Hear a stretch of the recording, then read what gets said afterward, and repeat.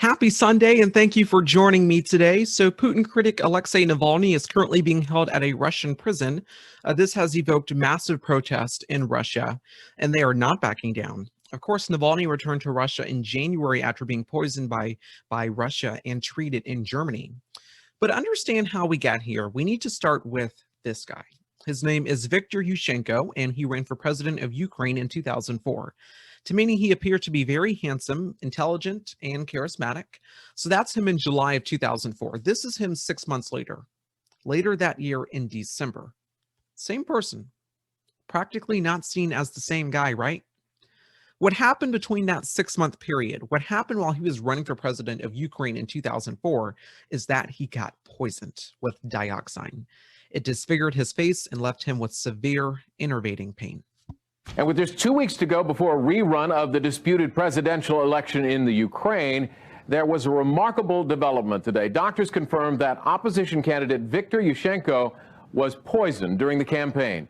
NBC's Pat Dawson reports. The effects were startling. The healthy, vibrant opposition candidate for Ukraine's presidency transformed in a matter of a few weeks this fall into a gravely ill man. His face almost overnight changed into a scarred, bloated mask. Today, doctors at a private clinic in Vienna announced that Viktor Yushenko had been poisoned. There is no doubt this was caused by a case of dioxin poisoning. We know today that at least 1,000 times normal concentration was found in his blood and tissue. It would be very easy to administer in soup. Quote, in soup. So someone must have put the poison in his food. That's what used to happen to opposition figures in Ukraine when they sought to challenge the power of the very influential President Viktor Yanukovych. He was the pro-Putin installed Ukrainian dictator at the time of that country. Russia has denied ever poisoning Mr. Yushenko, but he ultimately won the presidency there. And also, Mr. Yushenko thinks otherwise. He does think that Russia played a key role in poisoning him.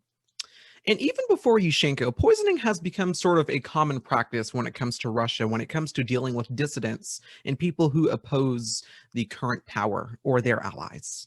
During the Cold War, several poisonings occurred, including but not limited to Georgy Markov, a Bulgarian opposition figure. I believe this is in 1978. He died after a KGB agent pierced him with a ricin-tipped umbrella. In 1957, Nikolai Kukolev, a KGB dissident, had a near-death experience after he drank a cup of coffee that was contaminated with poisoning. During the Cuban Missile Crisis in 1962, Oleg Penkovsky, a colonel in the GRU, began secretly spying for the United States and Great Britain. He helped U.S. intelligence by notifying them that Russia had been moving their nukes into Cuba, which is very close to the United States. And one day, as Penkovsky was walking down the street in Moscow, he was snatched off the street. And they somehow managed to essentially find out that he gave the United States secrets on where Russia was storing their nukes. And that essentially started the whole 13-day Cuban Missile Crisis meltdown in October of 1962, where President Kennedy made this terrifying speech on live television, essentially notifying the world, say, hey, we might be about to have war here. But it was all called off. There was a diplomatic negotiation because of Oleg Penkovsky, who played an influential, intricate role in exposing the Russians there and helping the United States in avoiding a nuclear war between Russia and the United States. They charged Oleg Penkovsky with espionage and high treason, and he was soon executed in 1963. On the CIA's webpage, they literally have a page dedicated to Penkovsky. They say, quote, he is one of the most valuable assets in agency history, end quote. When Vladimir Putin rose to power in Russia, it was after Boris Yeltsin resigned, and Boris Yeltsin named him as the acting president. Now, Vladimir Putin had previously served as the prime minister of Russia because essentially President Yeltsin had sort of chosen this obscure KGB agent to be the prime minister of Russia. Then Putin became influential in Russian politics, especially after the supposed Chechen terrorist bombing there. He became influential in Russian politics as the prime minister, and then after Yeltsin resigned, Putin became the acting president. Shortly after Putin won his first national election and under his presidency, there have been many poisons and assassinations as well. In 2004, a prominent Russian investigative journalist named Anna Politkovskaya abruptly got sick and went unconscious after drinking a cup of tea while flying to Beslan, Russia, to report on a school siege. She survived that attack, but 2 years later, she was shot dead on Putin's birthday. While Boris Nemtsov was working to expose corruption in Russia, something happened to him. In 2015, while Boris was crossing a bridge with his girlfriend, he was shot multiple times from behind. His girlfriend survived, but was the only witness to that assassination. Boris Nemtsov, I should note, was Alexei Navalny's best friend. In 2018, a Russian double agent and his daughter were in the United Kingdom. When both of them were poisoned, they were sent to the hospital and were in critical condition, but they survived. They both now remain in an unknown location, possibly out of grave concern that another assassination attempt might be made on their lives, given especially the danger that this guy is in, being a Russian double agent. But as I was doing the research for the opening of the show here, there is one poisoning that caught my eye specifically. His name is Alexander Litvinko. Excuse me if I'm pronouncing that name wrong in Russian. He was a former Russian spy. And on November 23rd, 2006, while enjoying some time alone at a hotel bar in London, 2 Russian agents poisoned his tea with polonium-210, a highly radioactive chemical. Now, this was like freaking spy movie cinematic stuff, the way they did this. He was in Russia because he essentially became opposed to their government. And this was the result. Here he is in a hospital bed. On that bed, Mr. Litvinko blamed Vladimir Putin for that attack and made some pretty strong remarks. He said, quote, "You may have succeeded in silencing one man, but the howl of protests from around the world will reverberate, Mr. Putin, in your eyes for the rest of your life." End quote. Unfortunately, he later died, and of course, Russia denies any involvement. For him, it took 2 weeks for him to die after being poisoned at that hotel bar in London. But those are some pretty vociferous remarks, right? And the reason why that particular poisoning sort of strikes me is because it's kind of relevant today. I mean, in August of 2020, we received word that Putin critic Alexei Navalny had been poisoned. This wasn't the first time that something like this had happened. This wasn't the first time, especially in Russia's history, that something like this had happened. But for Navalny, more specifically, this wasn't the first time that someone had sort of taken a target at him. In 2017, 2 years after his best friend Boris was shot to death on that bridge while walking with his girlfriend in Moscow, Navalny was arrested for allegedly instigating protesters to oppose Putin. While he was there, he was sprayed with an antiseptic green dye, which left him looking like this. Navalny later tweeted that it may look funny to you, but for me, it's excruciating. Now, there are 2 reasons why we know Navalny was poisoned by the Russians. Reason A is because he duped the guy into confirming it. I know what you're thinking, Jeremiah, what do you mean? So this is a good story. So apparently last year, Alexei Navalny, he called up this FSB agent in Russia, portraying himself as one of the investigators who was tasked with investigating his own poisoning. Now, the result of this investigation was supposed to be given to President Putin when done. In Russia, this is sort of like normal procedure to investigate what happened, even if they did it. Therefore, this would give the public the impression that the Russians were totally innocent here. Well, this time, that whole normal procedure investigatory step sort of just fell apart. We do have the transcript of the call, but essentially what it notes in the call is Navalny calls up this FSB agent. He portrays himself as like this former prominent FSB chief and essentially asking this guy questions, inquiring about the poisoning and how it fell. This FSB agent literally just says on the phone, well, perhaps if the flight went a little longer and perhaps if the paramedics weren't as prepared when he landed in Germany, maybe this would have worked. Maybe this would have been fine. Maybe our mission would have been successful. He also notes essentially that they put the poison in Navalny's underwear. Essentially, that would have sort of gotten to the skin and eventually would have killed Navalny. Now, according to toxicologists, they say that Navalny should have died. And this is, so essentially that's reason A. Here's reason B. And this is scary, but I feel like it's not getting a lot of attention. The type of poison that was used to presumably kill Alexei Navalny is super, super rare and can only be made and found in Russia. After the Soviet Union collapsed in the early 1990s, scientists in Russia who are supposedly working on its chemical weapons program say they developed a nerve agent called Novichok. Now, the Russians have never officially acknowledged that this is theirs or that or essentially acknowledged that this poison exists. But according to RFEL.org, those same Russian scientists say that this nerve agent, unlike any other, is with some additional variants, is likely like 5 to 8 times more deadly than VX. If you're bewildered there, VX is another nerve agent that the Russians like to use. Sorry, it's another nerve agent. And out of all the nerve agents, Novichok knocks out all of them. It knocks all of them out the ballpark. Because essentially, Novichok, it's the strongest and the deadliest ever made, according to those Russian scientists.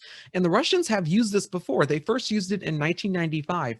A Russian businessman named Ivan Kaveldy and his secretary, Zara Esmolova, were essentially at the office where they both died in Moscow because that rare deadly nerve agent, Novichok, was put on Kaveldy's telephone headset, and he later died. So did his secretary. In 2015, a Bulgarian arms dealer named Emilian Gibrev was sent to the hospital after falling at a reception he was hosting in Sofia. Both his son and one of the company's executives was also hospitalized. They also got sick and were hospitalized as well. In 2018, as I previously mentioned, it was Sergei Skripal and his daughter Yulia. Sergei was a former Russian double agent and was arrested for high treason and espionage. But unlike Oleg Penkovsky, that Russian double agent who essentially they killed after he exposed the placement of Russian nukes during the Cuban Missile Crisis, they let Sergei Skripal go. They did arrest him in 2004, and he didn't really serve out that whole sentence there. I believe that's 2006. But even that seemed a little sketchy and a little easy for the Russians, right? So in 2018, they made an attempt on he and his daughter's life. They failed, and now he's hiding for he and his daughter's safety for fear that another attack might be made on their lives. And that same year, in 2018, the Russians used Novichok again. Charlie Rowley found a perfume bottle and a trash can in Salisbury, and then he handed it to his girlfriend. She proceeded to spray some of it on her wrist, and and she was sick. She fell ill within 15 minutes. That's how fast Novichok works. 2 days later, she died, but her boyfriend survived that poisoning. However, he is still suffering from grave health issues. Authorities in that country later confirmed that they had been poisoned with the same nerve agent that made the Skripals sick for 4 months earlier when that poisoning transpired.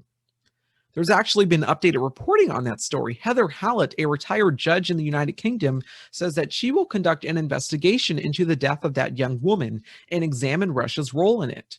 Now, Russia was essentially supposed to destroy all of this stuff a long time ago as part of a signatory at a chemical weapons convention in 1997. It ordered the eradication of producing chemical weapons. The Russians essentially claimed that they no longer had a chemical weapons program, with public reporting and intelligence officials in multiple countries say otherwise. Then in 2017, the Russians claimed that they had just completely demolished all of their chemical weapons. I thought you didn't have any more. And again, that's not true because they keep using it. And last year, they got another person. They used it again on Alexei Navalny. And here's sort of an unsettling detail about that. All right. So the history of this specific nerve agent, Novichok, which we know is rare and can only be produced and discovered in Russia. Given that history, are the Russians flaunting what they can do? Right? I mean, are they sending the world a message? Because this specific nerve agent is only found in Russia. I mean, this is like killing someone with a gun and leaving your home address attached. I mean, it's not clever here. But are they sending the world a message? Are they flaunting what they can do? Anjinska Leguka, excuse my Russian there, a Russian expert at the Polish Institute of International Affairs, told Yahoo News recently that she sees the Novichok poisonings as signal to those like Navalny who oppose Putin. But it is also a, quote, very important message to NATO countries that Russia is using a forbidden chemical weapon that Russia says it doesn't have, that it can harm not only its own citizens, but citizens in any city, any country outside of Russia, end quote. And Russia has done this. She is completely right. Russia has done this. They have flaunted their force. They have flaunted what they can do by using this in other countries against any other citizens, against former Russian double agents, against former opposition figures, poisoning them in a bar in a London hotel. It's a means, she said, for Putin to level the playing field. Quote, Russia feels that it's being marginalized and that it has limited options to change that scenario. One option is the use of threats. She says, quote, if you're afraid of Russia, that means it exists, end quote. If this is Russia showing that force, if this is Russia showing their force and what they can do, well, what are the consequences for that? Expelling Russian diplomats? That's happened in the past, especially what happened to Sergei Skripal. That has happened in the past. International backlash. How about sanctions, and specifically on Russian oligarchs? What other type of retaliatory steps might we essentially be willing to make to counter these attacks by the Russians? So that's reason B here. And as I said, it's a little unsettling, right? I mean, to sort of digest that information, to know that this Novichok nerve agent is only exclusively made in Russia, to essentially know that they've used this on rare occasions, and to know that essentially they could be flaunting their power here. I mean, Novichok is exclusively made in Russia. It is super, super rare. Is that sending the world a message that they got Navalny with it? What are they trying to do with Novichok? Why haven't they destroyed their chemical weapons program even after they previously said they had in 2017? And so, yeah, that's reason B. Alexei Navalny has been through a lot, and now he's in a Russian prison. I should also mention that he's referred to Putin as, quote, the underwear poisoner, end quote. Of course, that is after he called up this FSB agent and duped the guy into confirming that, yeah, we poisoned you, dude, but the guy didn't know that that was Navalny on the phone. Essentially, and that FSB agent did say, yeah, that we poisoned you, we put the poison in your underwear. And so Navalny has called Putin the underwear poisoner. He made those sharply stated remarks in February of this year while in court. But while in prison, Mr. Navalny's health has been deteriorating. He's reportedly feeling numb in the leg and also grappling with back pain. After weeks of denying him access, his doctors were finally able to get in there and said he could die at any moment if that hunger strike continued that he started. Well, yesterday on Friday, Navalny ended his 24-day hunger strike. My apologies. On Friday, yesterday was Saturday, on Friday, sorry, my days are off here. Navalny ended that 24-day hunger strike. And the reason he went on that hunger strike in the first place was because he wasn't being rendered adequate medical treatment. So he's called that off, and he's lost 33 pounds since his arrest. But he has also left this note for supporters in Russia and around the world. Navalny writes, quote, my heart is full of love and gratitude for you, good, not indifferent people around the world. I am not withdrawing my request to allow the necessary specialist to see me.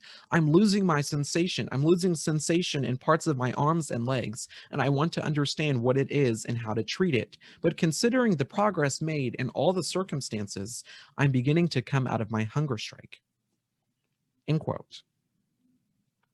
The Biden administration has warned Putin that if Navalny dies, there will be consequences. Other countries are warning Russia along those same lines. In terms of domestic support for Navalny in Russia, thousands have been arrested. Earlier this week, CNN did a report on what's been going on in Russia. Here it is. Well, Russian security forces have arrested nearly 1,500 supporters of the jailed opposition leader Alexei Navalny. They were among the thousands of protesters who ignored official warnings not to take part in so-called illegal gatherings. Nonetheless, those gatherings were held across Russia, from St. Petersburg to Moscow to Vladivostok in the Far East.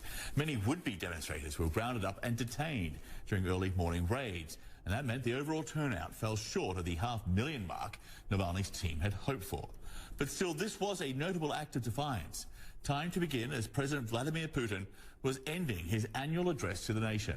Putin made no mention of Novani, but did warn other countries not to interfere in Russia's domestic affairs.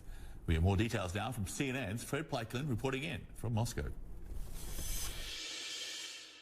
Scores of people took to the streets here in the Russian capital, Moscow, but also in cities across this vast country to protest what they say is the unfair and inhumane treatment of jailed opposition leader Alexei Navalny. But many of them told us that they were generally also dissatisfied with the way this country is being run by Vladimir Putin. You know, I feel like Putin is just abusing his power to unacceptable degree. He extended his term longer and longer, and he's just stagnating Russia more and more. He tries to escalate relationship with foreign countries.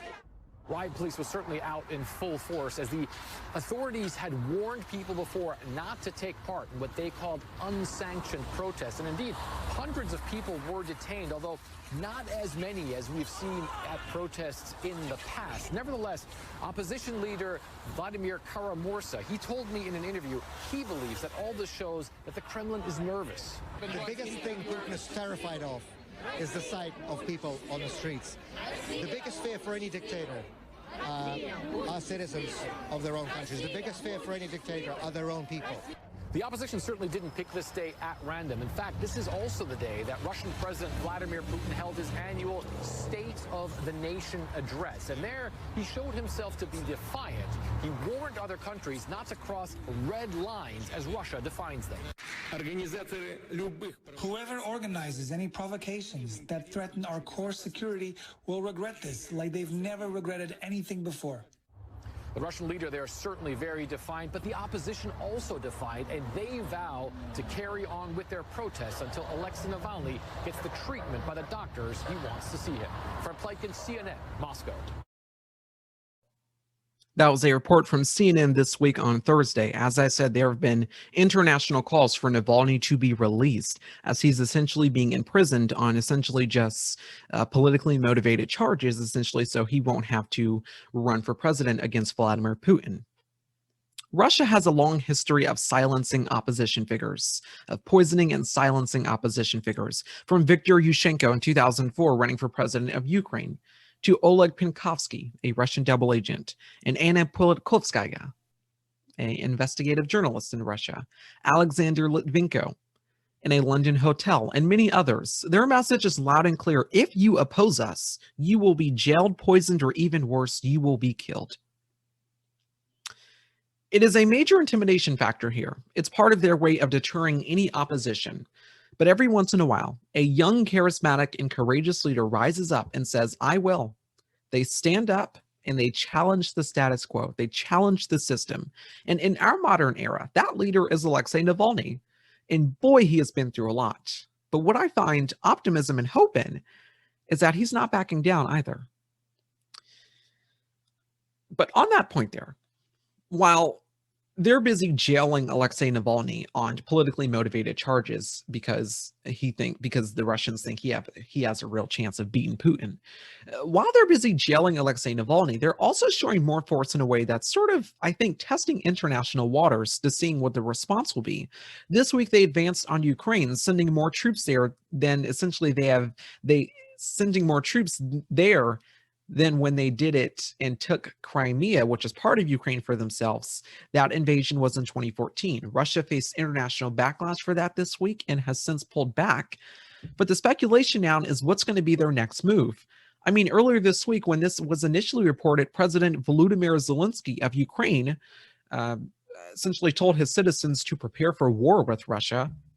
After Russia pulled back, the Ukrainian foreign minister said, he released this statement. He said, quote, "If Russia really pulls back from the border with Ukraine, the enormous military force it has deployed there, this will already ease tensions. But we need to remember that this step would not put an end either to an current escalation, nor to the conflict between Ukraine and Russia in general. Russia still owes an explanation to Ukraine and international community of why it really needed to bring such enormous forces equipped with some offensive weapons at the border with Ukraine in such excessive number of troops." End quote.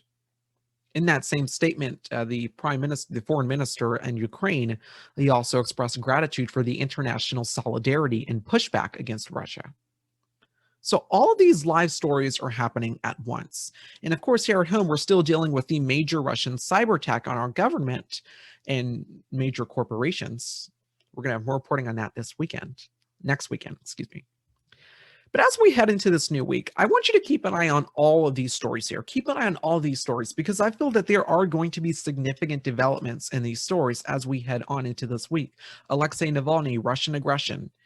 Keep an eye on these stories. We've got more to come tonight. Stay with us.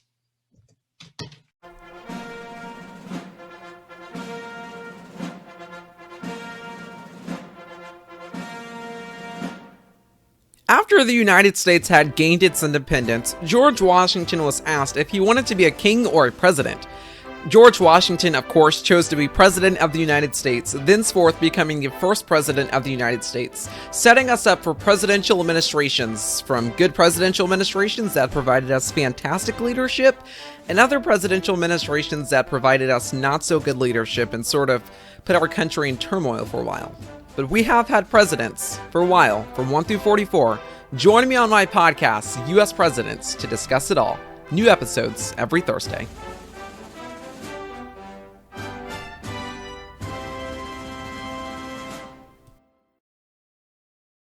Welcome back. So we have some breaking news for you here. Alexei Navalny's wife, Yulia Navalny, has just released a statement. Reportedly, she just gave the statement to 60 Minutes.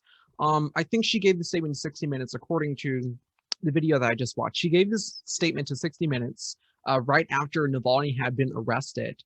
60 Minutes has obtained the statement and they have just done a segment on it. Here it is. 60 Minutes overtime. Shortly after Alexei Navalny ended his 24-day hunger strike, his wife Yulia wrote to 60 Minutes. In her message, she said, "Returning to Moscow might have looked like a tough decision, a difficult choice to make. It was the opposite, in fact. What can be easier than coming back home to the place you love and the place you never wanted to leave? Whatever comes next, Alexei has already won. He survived this horrible poisoning and returned to Moscow to face those who tried to murder him. Putin knows it. His advisors, his friends, his government, everybody in his inner circle know it," she said.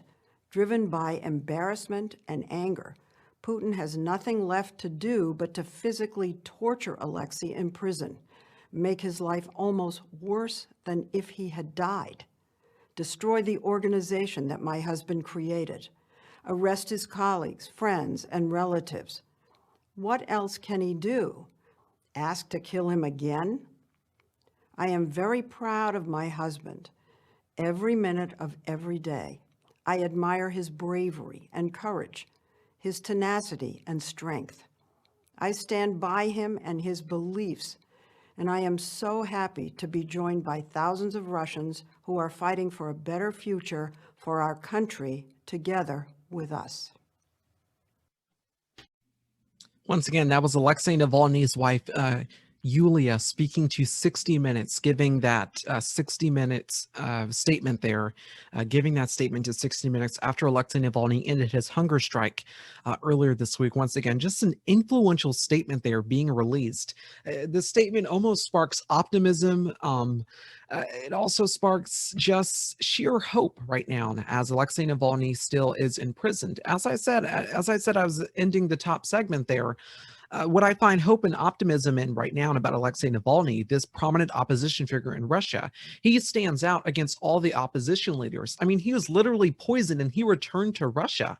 I mean, if that's not resiliency, then what is? Alexei Navalny, just a very, very powerful opposition figure in Russia. As I said at the top there, what I find hope and optimism in is that Alexei Navalny, he's not backing down. He's unlike any other opposition figure that Russia has ever had. Watch this space. Keep an eye on this story. As I said, there are going to be more developments this week. Many plugins are stuck in the past.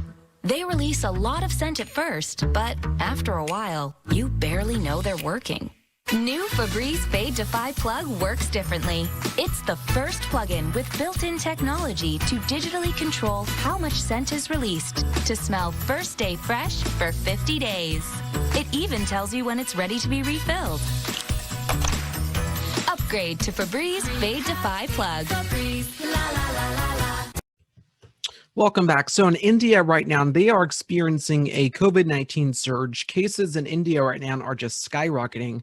They're having to put patients essentially on trains in India as the situation there is deteriorating. The situation there is particularly dire right now that countries all over the world are sending India supplies, including the United States, which is sending India some additional supplies, including vaccines. This is reporting from ABC News. Overseas now, and the COVID surge slamming India. Officials calling it a tsunami. The country recording nearly 1 million cases in just 3 days. Experts saying that's just a fraction of the real number of infections. The healthcare system on the brink there. Train cars being used for patients. So many dead. Mass cremations are happening in the streets. Tonight, the haunting images and the warning for the rest of the world. Here's ABC's Julia McFarlane. Tonight, what officials in India call a tsunami of coronavirus cases is fast becoming a global catastrophe. For the third day in a row, the country shattering world records. More than 345,000 cases reported in the last 24 hours, nearly 1 million in the last 3 days alone. The situation in India is a devastating reminder of what this virus can do. The death toll so high, mass cremations are being held in the street. The country's underfunded healthcare system on the brink of collapse. Hospitals running out of room, leaving patients on gurneys in the streets. The government forced to turn these train cars into mobile units. This desperate young woman crying out, "This hospital is useless." Her mother taken away on a rusty gurney. Stricken hospitals pleading with the federal government to provide emergency supplies of oxygen after 20 people reportedly died without it in Delhi. The health ministry reported more than 2,600 deaths in the past 24 hours, but experts say even those figures are likely an undercount. With every new infection lies the risk of another variant of the disease. This is not just India's problem, it's all of ours. Whit? And that is a major concern. Julia McFarlane, thank you. Reporting from ABC News about the dire situation in India right now as they are seeing cases just continue to rise exponentially. If you've been watching the news this week, you know about the situation in India. According to Insider, as India is experiencing this COVID surge, the wealthy in that country are essentially jumping on their private jets and flying out the country as COVID-19 cases hit a global record. The United States is pledging to send medical aid to India, as I just said. Their hospitals are overwhelmed. You heard that little girl there essentially panicking and begging for help for her mother there. This is from NPR, quote, "The United States will make more medical aid available to India in an effort to fight an alarming spike in COVID-19 cases." The pledge came during a phone call between White House National Security Advisor Jake Sullivan and Indian National Security Advisor Ajit Doval on Sunday, as India has become the epicenter of the global coronavirus pandemic and the country's health system is collapsing. Quote, just as India sent assistance to the United States as our hospitals were strained early in the pandemic, the United States is determined to help India in its time of need, National Security Council spokesperson Emily Horn said in a statement, which went on to say that the United States will offer the export of certain raw material urgently needed to vaccine production, for vaccine production, as well as sending test kits, ventilators, and personal protective equipment, among other aid. The United States had previously banned the export of raw vaccine materials, stating an obligation to take care of Americans first. So once again, we're getting this breaking news about India's COVID-19 surge. We know that today, according to NPR, India has reported nearly 350,000 cases just today, more than any other country on any day since the pandemic began. The fourth day in a row, the country has broken that grim world record. Many worry case numbers are woefully undercounted, as you just heard in that ABC News report, since test kits are hard to come by and hospitals are completely overrun. The sudden spike has caught the country completely off guard. In late January and early February of this year, cases were at record lows, and the Indian government declared an endgame to the pandemic. Restrictions were relaxed, travel resumed, and gatherings came back. Now cases and deaths have skyrocketed. Crematoriums are running day and night, unable to keep up with bodies. There are desperate pleas for oxygen, hospital beds, and medicine. Oxygen is by far the biggest need in the country right now. Hospitals are trying to ration oxygen for the patients who are able to secure a hospital bed, which is difficult in itself. Hundreds, possibly thousands, die each day without doctors unable to help. One longtime journalist who couldn't get treatment live tweeted his declining oxygen levels until he died. Quote, I have never felt so desperate or helpless, Dr. Trupti Gilda said in a Facebook video she recorded of herself, weeping as she huddled in her car outside the Mumbai hospital where she works. Quote, we are seeing young people. We have a 35-year-old who's on a ventilator. Please pray for our patients. Sunday's pledge also said that the United States was urgently, quote, pursuing options to provide oxygen generation and would be deploying a team of public health advisors from the Centers for Disease Control and Prevention and the U.S. Agency for International Development to work with health officials in India at the United States Embassy. So India, as I said there, that was reporting from NPR. India is seeing coronavirus cases continue to rise exponentially. India's prime minister is calling this essentially a storm, what they're experiencing right now in India. Just absolutely terrible. As I said, setting the highest coronavirus infection in that country for the fourth straight day. So yeah, they are going through a lot right now. India's prime minister continues, quote, we were confident our spirits were up after successfully tackling the first wave, but this storm has shaken the nation, end quote.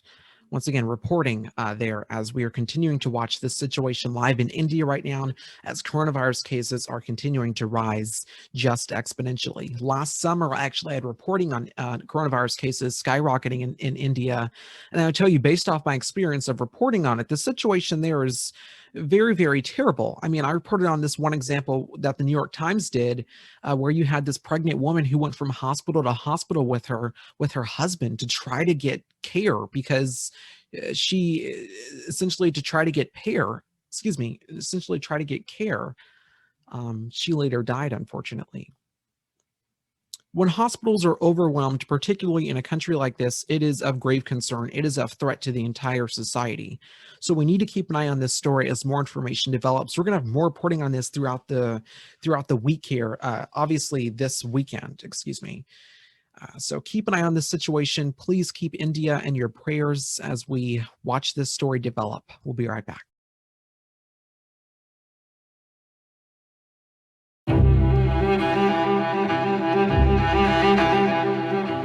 Whether you put down your phone to be there for your daughter,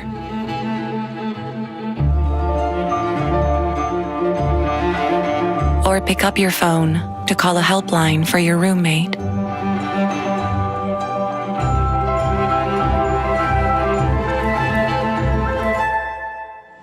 when it comes to mental health, now more than ever, every action counts. Welcome back. So last summer, we gave you a tragic and just absolutely terrible story about the death of Fort Hood specialist Vanessa Guin.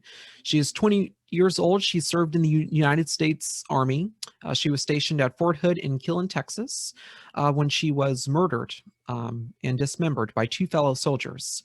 This week, the commemoration of her memory, essentially, there was a vigil held for her. This was reporting earlier this week. Meanwhile, exactly 1 year ago, Vanessa Guillen, an Army soldier from Houston, vanished while stationed at Fort Hood. Her body was found 2 months later. On the anniversary of her disappearance, her family was in our nation's capital.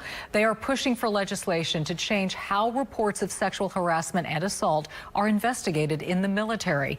Here in her hometown, a vigil was held to honor her life and call for justice in her death. KPRC 2's Jonathan Martinez joining us live now in Southeast Houston, where dozens gathered this evening. Jonathan? Yeah, Dominique, it was a very emotional night for a lot of people who showed up to this mural for Vanessa Guin. They were here for a candlelight vigil. In fact, you can see some of those candles remain lit. They were all here to support one another and pay tribute. 1 year to the day Fort Hood soldier Vanessa Guillen was killed, about 100 people gathered at a mural in Southeast Houston to remember her. Like everyone in Houston, we sort of made her a part of our family. She's like a strong woman. I'm fighting today, I'll fight tomorrow, and I'll fight every day till we get justice for Vanessa Guillen. By candlelight, through song and prayer, they all showed up to support Guillen's family and keep her memory alive. People haven't forgot our dear friend. We know that other people haven't given up on us, and we will never give up on Vanessa. I just want to thank everyone for being out there today. Guillen's family joined the vigil by phone to thank supporters. They're still in Washington, D.C., where another vigil for Vanessa was held. The least we can do for her is create change. Positive change for others. Even though a year has passed, Guillen's family and friends are still seeking justice and calling for change on how sexual harassment and assault reports are investigated by the military. Every other soldier that's sexually assaulted and goes through that pain and not able to speak up, we want to be their voice. We're just pretty much here so the family knows that we are still with them as long as they keep fighting. I mean, we will all keep fighting with them. Back out of here live hours after that vigil is already wrapped up. People are still showing up to lay out candles here for the vigil of Vanessa Guin. We also know that her family said that this time next Friday they will plan to hold another vigil right here in the same spot. We are reporting live from Southeast Houston. I'm Jonathan Martinez, KPRC 2 News. Once again, that was reporting earlier this week about that vigil held just a year after Vanessa Guillen's death. According to the Texas Tribune, quote, just a year after her death, her family is still fighting for justice. They say the family and advocates are saying that not enough has changed in the military just a year after Vanessa's death. It says here, quote, Army Specialist Vanessa Guillen's murder at Fort Hill in Killen last year exposed a pattern of violence and abuse against soldiers at the United States military's largest active duty base and sparked national outrage over federal officials' handling of sexual harassment and non-combat deaths. Guillen told her family that she's being sexually harassed by several fellow soldiers at Fort Hood before she went missing, which happened over 1 year ago, Thursday. In the year since her death, lawmakers have filed bills aimed at strengthening responses to sexual harassment, and the military has launched investigations into the base's culture. 14 U.S. Army leaders, including commanders and other leaders at Fort Hood, were fired or suspended. But even as the U.S. Army rolls out new policies, including some announced last week, her family, advocates, and lawmakers are still calling for more changes to how military officials respond to sexual harassment and violence against soldiers. Quote, my frustration, my anger is the same because it's not fair. My sister was murdered the way she was. According to Vanessa Guillen's 17-year-old sister, Lupe Guillen, said at a press conference Tuesday, quote, she had to be murdered for everyone to realize all of these issues. This has happened for decades. End quote. The Secretary of the Army acknowledged during a press conference in August that the base had, quote, the most cases for sexual assault and harassment and murders for our entire formation of the U.S. Army. At least 159 Fort Hood soldiers died out of combat between 2016 and last year, including 7 homicides and 71 suicides, according to an analysis by the New York Times. Vanessa Guin was 20 years old when she was bludgeoned to death in an armory room where she worked. Her body was carried away, mutilated, and buried in a shallow grave nearby. It took 2 weeks for investigators to find her body, end quote. Once again, reporting from the Texas Tribune there. In the recent days, there has been reporting, as of course the new Secretary of Defense is Secretary Lloyd Austin. There has been new reporting essentially about him stamping out sexual harassment in the United States military. He mentioned that at his confirmation hearing. He is actively doing that right now. According to a panel that has just released their investigative report on this, they say that essentially we should take issues and matters like sexual harassment and sexual assault out of the commander's hands. Perhaps let an independent investigatory committee essentially investigate that. So that is an interesting development in this case. Once again, the fight for Vanessa Guillen, the fight for justice in this case, still continues right now. We are also watching more developments on this story and many others about missing soldiers. Earlier this week, we got to see the Vanessa Guin gate unveiled at Fort Hood. That was promised by Fort Hood commanders and leadership. We got to see it earlier this week. Just developments in this case. Once again, Vanessa Guin, 20 years old. 20 years old. We'll be right back. As the COVID-19 vaccines become available, you might be asking yourself, should I get it? And if I do, will I be able to go about life without putting my family at risk? You've got questions, and that's normal. The fact is, the vaccines are safe and effective. They're going to save lives. To get the latest on the COVID-19 vaccines, visit getvaccineanswers.org, because getting back to the moments we miss starts with getting informed. It's up to you. Welcome back. So I do want to let you know about a couple of developments we're going to be doing here on the Jeremiah Patterson Show. Once again, I apologize for not posting yesterday. I was trying to essentially just see what I was going to talk about at the top of the show yesterday. That sort of got delayed there. But I've posted again today. So I'm going to be posting another episode that was supposed to be the second episode this weekend. That episode will be posted tomorrow. It's going to be about racial justice and equity. It's also going to be about the U.S. Capitol insurrection and also voting rights. I'm also going to be talking about the Chinese cyber attack on the National Security Agency and Microsoft, also denuclearization. So we're going to have a packed show tomorrow. Another thing to watch out for this week here on the Jeremiah Patterson Show, this Wednesday, I'm going to be talking about mass shootings here in the United States and just this devastating realization and sort of unsettling normalization we have come to as a nation when it comes to mass shootings in the nation, whether it's little kids hiding in closets and teachers shielding them, or high schoolers running for their lives, running out of bathrooms, running out of everywhere just to get out of the school to survive, to make it to their next birthday, or to run into the arms of their parents or their guardians or their grandparents or whoever out there to survive these shootings. It's just absolutely chaotic. Or if it's just family members shopping at an El Paso Walmart in El Paso, Texas, 2019. I mean, mass shootings is a devastating realization. Or if you're just enjoying a movie with your friends and family. It's unsettling, but it is something that we have, unfortunately, it's something that's become normalized in this country because of how often they occur.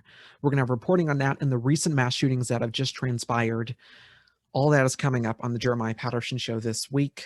Thank you so very much for listening to this episode of the Jeremiah Patterson Show. If you're watching this on YouTube, thank you so much for watching this video on the Jeremiah Patterson Show YouTube channel. Have a great day. Remember to stay positive and inspired. Enjoy your week and take care.